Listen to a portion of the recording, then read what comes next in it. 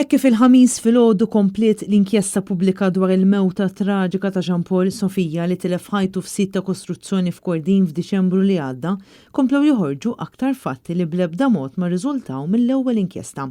Fost oħrajn il-fatt li l-Gvern qatt ma ta' gwida lill-OHSA rigward l-industrija tal-kostruzzjoni f'pajjiżna.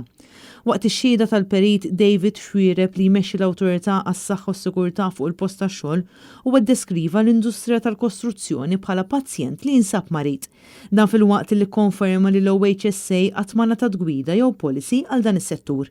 David Xwiereb qal li bħalissa hemm 14 l-uffiċjal li jaħdmu bħala spetturi mal-OHSA u 20 enforcement officer. U wara li seħħet it-traġedja ta' Jean Paul Sofija dawn l-ispetturi ma żdidux. L-OHSA kienet proponiet li jiżdiedu l-uffiċjali tagħha, iżda dejjem kien hemm dewmien burokratiku biex dan jitwettaq u r-riżorsi mitluba għadhom ma waslux. Anke dan il-fatt relatat ma' nuqqas qawwi ta' riżorsi fejn jidħol infurzar qatt ma ħareġ fl-inkjesta maġisterjali, proprju għaliex ma kienx il-kompitu ta' dik l-inkjesta li tinvestiga l-operat tal-istituzzjonijiet u fejn fallew. Fil-qorti il-perit David Xwiereb qal ukoll li dawk il-persuni li mhumiex jimxu mar-regoli għandha titneħħilhom il-liċenzja immedjatament. U ddeskriva l-mentalità tal-kostruzzjoni f'pajjiżna bħala waħda xokkanti, għalhekk saħaq li hemm bżonn li ssir trasformazzjoni sħiħa fejn pajjiżna jimxi fuq standards aktar għolin. Xwiereb qal li din l-industrija qed tonqos mir-rispett lejn il-ħaddiema kif ukoll lejn ir-residenti.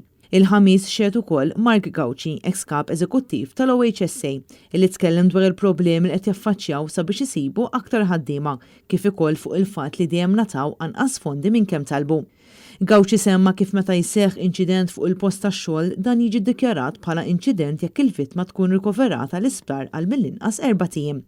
Meta mistoqsi jekk hux minnu li l-maġġoranza ta' inċidenti li jseħħu fuq il-post tax-xogħol isiru f'siti ta' kostruzzjoni huwa risponda fil-pożittiv fejn qal 72% tal-fatalitajiet iseħħu propju f'siti ta' kostruzzjoni. Mistoqsi speċifikament dwar il-każ ta' Jean Paul Sofija, Gauci qal li meta seħħ il-każ l-ispetturi tal-OHSA kienu hemm mill-bidunet.